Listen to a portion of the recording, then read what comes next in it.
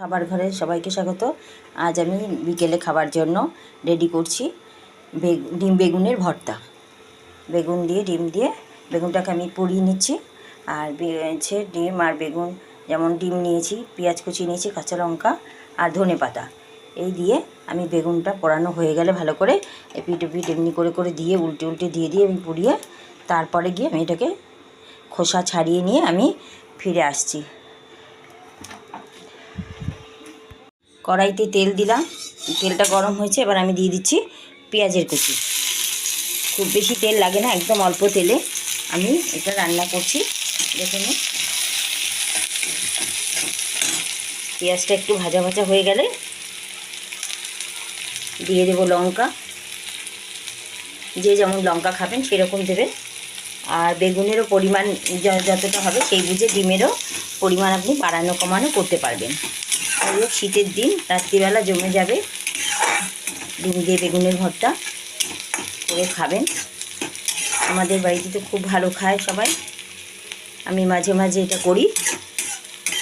আপনারাও করে খেয়ে আমাকে জানাবেন কেমন হয়েছে। একটু লাল লাল করে আমি এটা ভেজে নেব, নিয়ে দিয়ে দেবো ওর মধ্যে ডিম। একটু দেবো নুন আগে,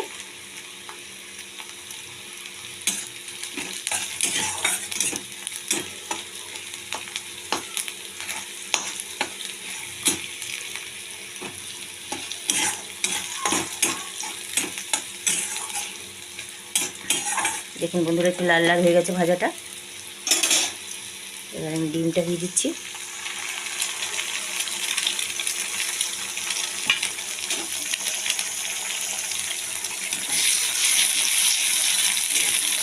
ডিমটা এরকম ভেঙে ঝুড়ির মতো করে দিয়ে ভেজে নেব লাল লাল করে।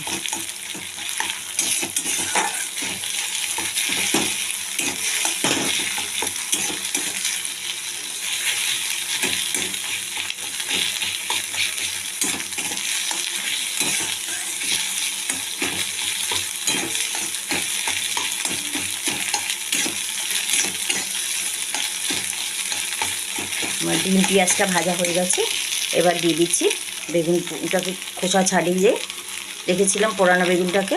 সেই বেগুনটা আমি এখন তেলে দিয়ে দিচ্ছি কড়াইতে, দিয়ে আবার বেশ কিছুক্ষণ নাড়বো। আর সেই জন্য আরেকটু বেগুনের জন্য আরেকটু নুন দিয়ে দিলাম।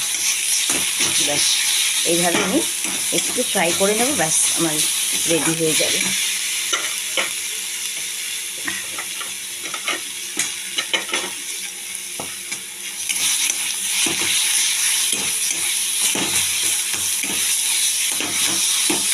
লাস্ট আমি একটু ধনেপাতা কুচি ছিটিয়ে এটা নামিয়ে দেবো।